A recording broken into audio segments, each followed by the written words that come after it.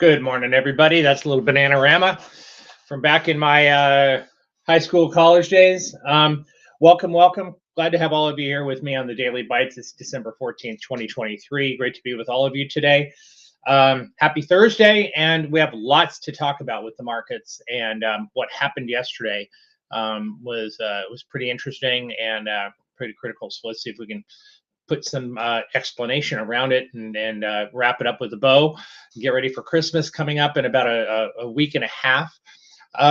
So before we get started, the reason why I got started so late today is due to the fact that we had some economic data that I needed to look at before we got the show going. And as you can see, the economic data came in pretty nicely. Core retail sales came in plus 0.2. That was a good number. Retail sales came in at 0.3. Expected was a negative. So apparently Christmas holiday shoppers are still working and still buying stuff. We saw also retail sales ex gas and auto, which was up 0.6. That was a very strong number when you throw out gasoline.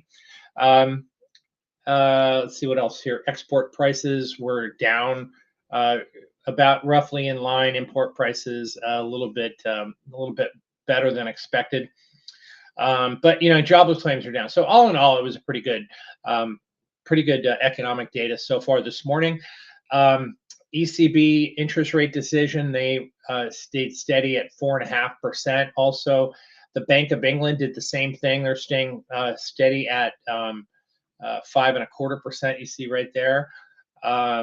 So I suspect that everybody is watching the Federal Reserve and watching what they're going to do, what their next move is going to be. And of course, we've had 3 pauses now in a row after yesterday's policy decision. So let's talk about that for a little bit. Certainly, I think a lot of people were surprised. I mentioned it when I was talking with Chris Versace yesterday, right after the decision was announced, and reading through it. And I told him that this is the Fed pivot that a lot of people had been looking for last year, even earlier this year. So this is the committee pivoting off of a hawkish policy to more of a let's call it a neutral policy. And of course, what does the market do? The market jumps ahead of the Fed and of everybody else in trying to figure out when we get back to some sort of a normal policy. And the normal policy would be there if we have interest rates down probably close to 3, maybe 3.5%. We're currently at 5.25 to 5.5% on the Fed funds rate. So the market is looking ahead towards, when are we going to get back about 150 to 200 basis points of rate hikes in the form of rate cuts over the next year and a half. And of course, if the economy starts to slow sharply and in a way that the Fed needs to juice the economy back up, well, they'll use those rate cuts to do that if inflation is indeed in check, right? So that's the reason why the Fed changed the language here is because they've had good readings on inflation. I talked also with Chris and some other people about what I like to look at in terms of inflation. It's not necessarily the number that comes out on that particular day. Rather, I look at a 3-month moving average. And if you look at the 3-month moving average of CPI headline numbers over the past 3 months, September, October, November, which last 3 readings we had a 0 in November, a 0 in October, and a 0.4 or 0.6 in September. So if you average all that together, it comes out to be an average of about 1.66% for the 3 months period on an annualized basis. So how do I get that number? I take those 3, divide it by 3, and then multiply it times 4. Or just take 3/4 of it, right? So basically, it's about a 1.66% inflation rate, which is below the Fed's targeted goal of 2%. Now, obviously, that's not on an annual. That's not an annual number. That's a 3-month number. But still, that 3-month moving average is a good trend to pay attention to follow. A lot of economists look at 3 months as well too. So we're moving in the right direction. Now, as far as the market is concerned, I want to show you a couple of things from yesterday This is amazing, right? So if you take a look at the internals here that we have on the screen, this is the VOLD, okay? And we see the VOLD was basically doing nothing on Monday, hardly anything, nothing on Tuesday, and on Wednesday, we bolted higher in a huge way, also in the ADD. So the breadth on the day before the Fed decision was pretty mediocre, right? The Russell was basically flat. But then the decision came out, and all of a sudden the buyers stepped in, interest rates tumbled, and we saw a large move in the small cap stocks. The Russell 2000 took off and was actually up more than 3% on the day. Now, this morning, we're seeing some more strength in the Russell 2000. We see the IWM here up $4, more than 2% today, up towards that 197 level. Just a stunning move for the small cap index. But you know, it's in all seriousness here. Look, this is all about interest rates, and it's all about policy, and it's all about the economic projections here that were put out yesterday, that they're looking for lower inflation. They're looking for lower Fed funds next year and into 2025, right? So we saw a big jump in these internals. We saw the VIX climbing a little bit and pulling back a bit down towards 12%. The ADSPD, which is basically doing nothing, it turned into a trend up day just from the last 2 hours of trading. It was still simply stunning, and really basically a lot of short covering, a lot of people piling in into this market in the last 2 hours of the day. What does that look like on the chart? Let's take a look and see what the futures look like yesterday, right? So here we go, leading up to the Fed decision, and there was that huge bar, and then we had a follow through bar over here, right all the way on up, and we closed right near the highs of the session over here after a little bit of a pullback here, rising up with some big strong green bars over here. This was a reversal of monumental proportions here. It was big, and we're following through again today. We see the S&P futures are up about 26 handles right here. NASDAQ up 78. The Dow in record territory, 196. Now let's talk about record territory here before we get into the oscillators. Now, a lot of people know that the S&P 500 old highs were 48.18. That came in the beginning of 2022. NASDAQ up a little bit higher as well too, and then also the Russell 2000 much further along. But if you look at the ETF proxies for three of those four vehicles, all right, for those four indices, the DIA, the SPY or the SPY, and the QQQ, all at fresh new all-time highs yesterday. The Dow has actually been on a new all-time high I mean for the last 6 or 7 days. So I'll show you that chart right now. Let's see here. You can see the DIA here. You know, let's look at the weekly chart and you can get a grasp here. So the old highs are back over here, 365. So we've been in new high territory on the Dow for the past 4 or 5 days. SPY, you can see here that new all-time high.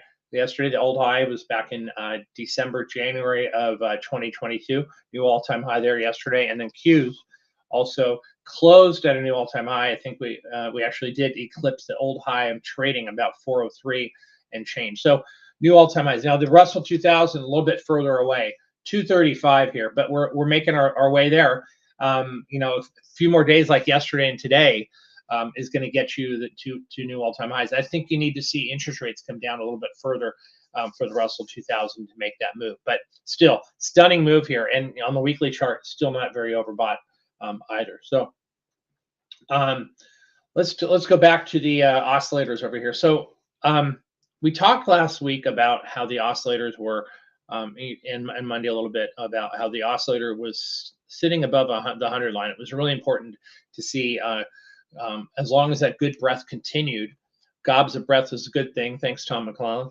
And the nice oscillator has been strong. The NASDAQ much stronger, and we saw it close above 180 and above 149. Interestingly enough, not overbought on the oscillators yet. When we get ridiculously overbought, it's when the NASDAQ is above 250 and this is above 175, 150, 175. We may get there today, right?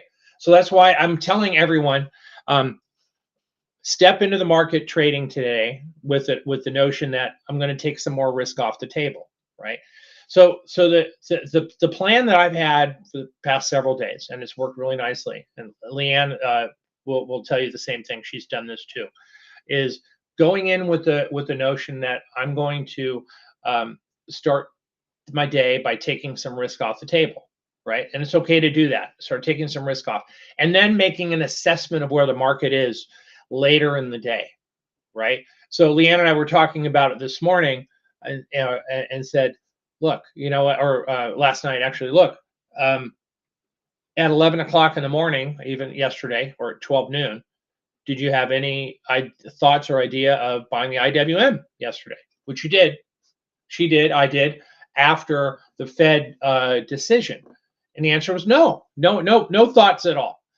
However, she was ready and prepared if that opportunity was put in front of her to go ahead and make that trade, as myself as well. So I waited for that opportunity, right? I didn't have to jump the gun and anticipate what the Fed decision was going to be. Look, if it was bad and they raised interest rates, to talk about raising interest rates, the markets were going to sink, and I was ready to buy some puts, right? That's the point here. Be ready for the next move, whatever it may be. You don't have to be there for the move. This is a bull market right now. I'm going to write an article about bull market playbook here in the next week or two. Bull market playbook will give you forgive you for mistakes in your timing a little bit, but not to an extreme. Okay, so you can allow yourself a little bit of flexibility here, getting in a little bit early if you have to. But the best way to trade is to give yourself maximum flexibility. Maximum flexibility is about being ready and being prepared, having a lot of cash on the sidelines.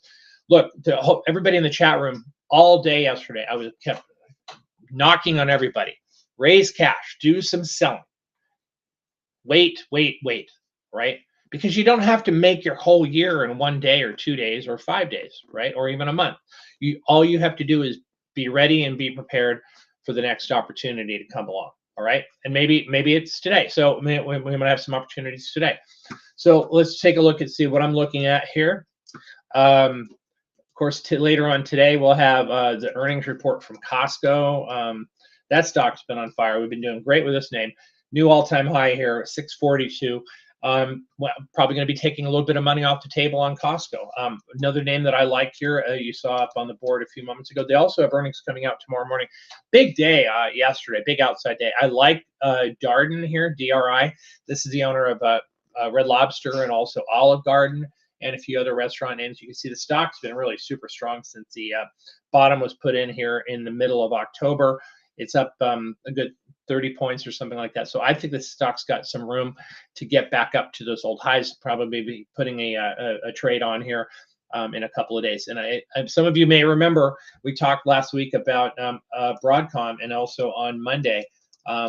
This stock's just an incredible mover these last 4 or 5 days, and we bought some of this back last week and sold it all on. I sold it all on Monday. Some people stayed with it and added a little bit more. Another stock that I talked about yesterday was Etsy here, and Etsy had a pre-announcement yesterday. You see a lot of volatility in the stock yesterday. Look at the 5-minute bars. You see the stock plunged here, but rallied all the way back. We're right back up to where we were before. This was my stock of the week, chart of the week. If you take a look at YouTube and on Twitter or whatever on social media, you'll see that Etsy is out there. Even if you're on the email list as well, you'll see Etsy is on there as my chart of the week. I think the stock's got some room to get back to 95 to 100, possibly definitely fill this gap up here 96.5, and then right back to the old highs back in July for 2023. Last thing I'm going to share with all of you, that if you're not in the services that we have right now, this is an opportunity for you to get in here. Let me and you saw I talked about this the other day. So it's explosive options, success death sweepstakes. We're giving away one full year of total access. Now, what is that worth? That's worth about $3,000. What's going to be one winner in our drawing, and you're going to have total access for a year of the explosive option service, which is now up 28% in 2023. I'll show you that here. See down over here, 28.3% versus the S&P up 23. We had a monster day yesterday at 4%. Week to date, we're up 4.7. We more than double the S&P 500 for the week, having a good month of 6% as well too. So so you get a whole year of that. You get a whole year of Spread Trader, which is run by Sam DeMarco, and you can see how he's doing this year. Not too shabby either. He's up almost 18%. He had a huge day yesterday for the Spread Trader, up almost 18% for 2023. So it's been a banner year so far for the services. And then you throw on top of that a whole year of the chat room, which is an amazing place on its own, where we get a lot of ideas, not just from me, but from everybody else. So you've got a chance to win. And if you don't win and you get second place, well, that's not too bad either, because you get 6 months total access in the chat room, the EO service, and the Spread Trader. And then if you don't win either one of those, you still have a chance to win 1 month of total access. And if you don't get any of that stuff, you get a chance to join the total access for about 2 weeks for a rock bottom price for $24. It's ridiculous. It's about 85% off the regular price for total access for a couple weeks. So it's a great chance to participate, to get in and see what we're all about, see what we're doing. We're extremely proud of our services, and we're extremely proud of everybody who's involved. And we'd like to have all of you join in if you're not already in one of the services. So the drawing is going to take place January 2nd. Keep an eye on your email on that, and everybody gets a chance to get in and put an entry in if you're not in the services, if you're new, or if you're new. All right. I think that's going to be it, everyone. I wish you guys all a great trading day. Don't forget, tomorrow, big expiration day. It's triple witching expiration. We have options expiring, options on futures, and options on index instruments as well too. So we've got a lot of potential volatility coming in over the next 2 days. If you're in SPY calls, make sure you sell those before the end of the day, because the SPY goes ex-dividend tomorrow, and it'll be reflected after the close today. So you'll see the SPY come down. You don't want to be there when that dividend takes place, because it comes off the SPY right away, and it'll hit your options as well too. So make sure, if your long SPY calls expiring tomorrow, make sure you get rid of those. All right, and that's going to be it, everyone. I wish everybody a great day, great weekend. Thank you again for listening to me. I appreciate you spending a little bit of time with me this morning. Sorry we got to start a little bit late here, but we had to take care of some business. Take a look at the DRI today, Darden, and some other names we'll be looking at in the chat room as well too. One name that I did put out there in the chat room yesterday and also out on Twitter was Amgen, AMGN. Take a look at that one too. We have a lot of calls on that thing as well too. We think that thing's going to be headed towards 300 before the next couple months. All right. Have a great weekend, everyone, and I'll see you guys all Monday morning. Take care, trade well, and keep some protection on.